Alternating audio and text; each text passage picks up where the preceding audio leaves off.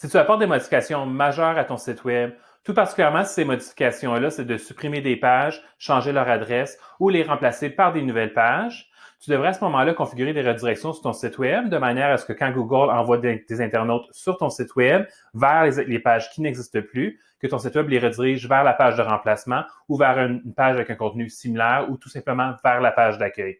Ça va éviter de cette manière-là qu'il y ait un message d'erreur 404, page introuvable, ce qui est vraiment pas bon au niveau de l'expérience utilisateur, puisqu'il y a aussi un impact au niveau du SEO, donc du positionnement Google de ton site Web.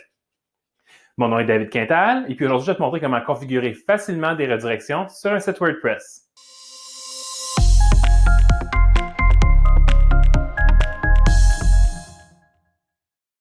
Dans le cadre de la vidéo d'aujourd'hui, je vais te montrer comment installer et configurer une extension qui s'appelle Redirection sur un site WordPress. Une fois que cette extension-là est sur ton site Web, tu peux à la fois configurer manuellement des redirections de pages ou tu peux laisser aussi l'extension le faire automatiquement quand tu changes des adresses sur tes pages existantes. Comme pour n'importe quelle extension sur WordPress, la première étape est d'aller dans le menu Extension, dans le Backend Admin ou le panneau de contrôle administrateur de ton site WordPress. Ensuite de ça, tu cliques sur Ajouter.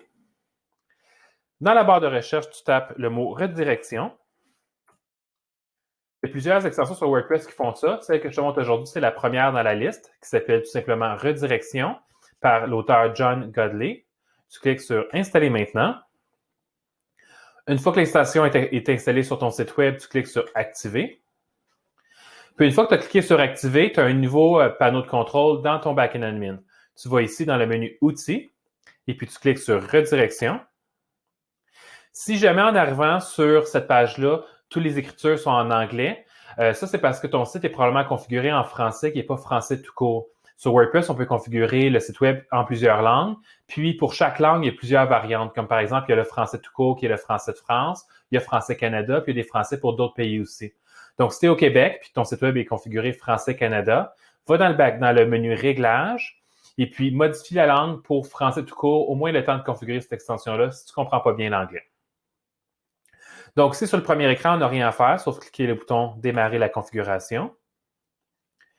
Je te suggère de cocher la case ici qui dit « Surveiller les modifications de permalien dans les publications WordPress ». Ce que ça va faire de cocher cette option-là, c'est qu'à toutes les fois que tu vas modifier l'adresse d'une page, d'un album photo, d'un article de blog, d'un produit dans ta boutique WooCommerce, peu importe c'est quoi le type de contenu, si tu changes l'adresse de la page, l'extension redirection va en prendre note et puis va automatiquement configurer une redirection pour que les internautes qui arrivent sur l'ancienne adresse soient redirigés automatiquement vers la nouvelle adresse. Ça, c'est vraiment juste quand tu changes les adresses des pages. Si tu supprimes une page, ça ne sera pas pris en considération, puis tu vas devoir le configurer manuellement.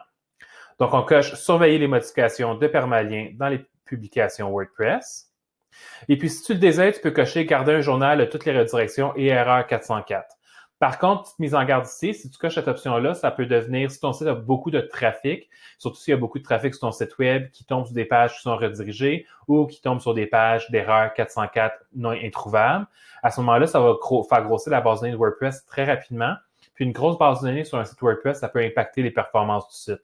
Donc, coche juste cette case-là seulement si tu as vraiment un intérêt ou un besoin de le cocher. Sinon, coche-le pas. On va cliquer sur « Continuer la configuration ».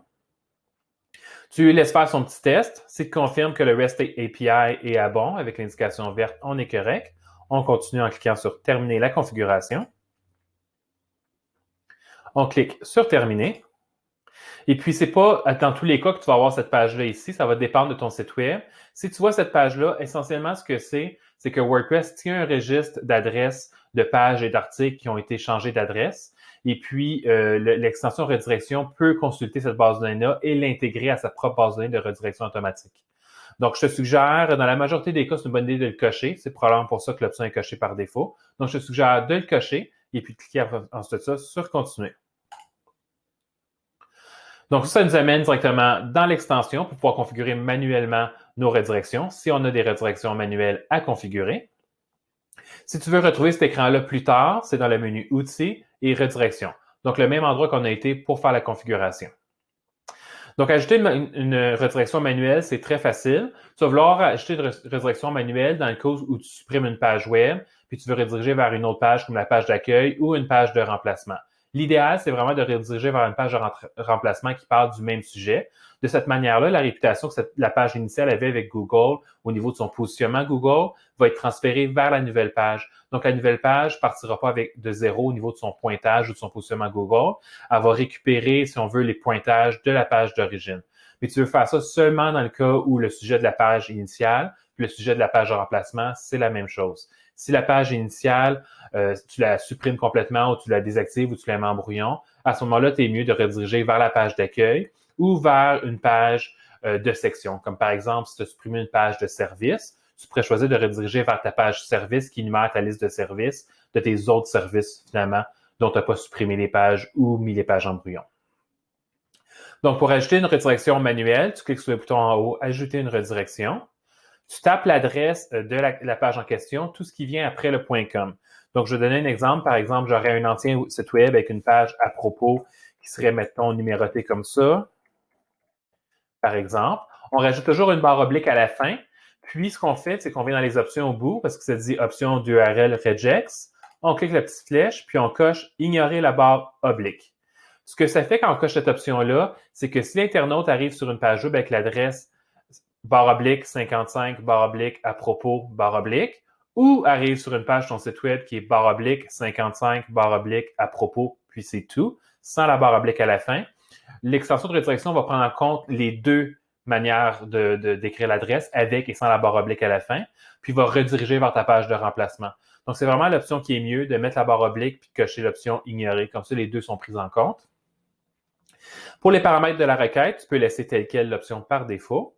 Après ça, dans URL cible, tu mets la page de destination. Si la page de destination est aussi sur le même site web sur lequel il y a la page d'origine, ce WordPress-là et l'extension redirection, ici aussi, tu vas mettre ce qui vient après le .com ou après le .ca, finalement, après le nom de domaine. Comme par exemple, ma nouvelle page, après être /, à propos de nous, par exemple. Puis là, ici, tu as le choix de mettre / ou pas, ça ne dérange pas vraiment au niveau de la redirection pour la page de destination.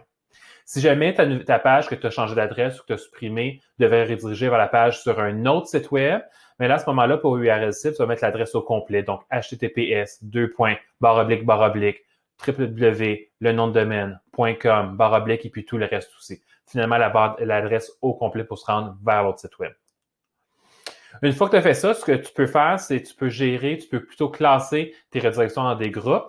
Donc, si jamais tu veux regrouper tes redirections que tu fais manuellement, séparées de ceux que l'extension fait automatiquement, à ce moment-là, tu pourrais venir ici et puis tu pourrais créer des nouveaux groupes. Pour l'exemple d'aujourd'hui, on va laisser le groupe par défaut, qui est redirection. Puis, on clique sur « Ajouter une redirection ». Donc là, à partir de maintenant, si je vais sur mon site web et puis je vais à l'adresse du nom de domaine, /55, /à propos, / ou pas à la fin, ça va me rediriger vers / à propos de nous, /. Donc, c'est vraiment pas plus difficile que ça pour configurer la redirection avec l'extension redirection. Puis, à partir de quand tu l'as activé, si tu as coché la case à cocher que j'ai suggérée au niveau de configurer automatiquement les redirections, bien, ça veut dire qu'à toutes les fois que tu vas changer d'adresse sur une page, un article de blog, un produit dans ta boutique, etc., l'extension va le prendre en considération puis va rajouter une redirection automatiquement ici. À tout moment, si jamais tu n'es pas sûr des redirections qui sont en place sur ton site web, tu peux toujours revenir sur cet écran-là, puis tu as la liste ici. Tu peux voir ici, j'avais déjà une redirection de rentrée, puis celle-là ici, c'est la redirection que je viens juste de rentrer. Donc, c'est aussi simple que ça.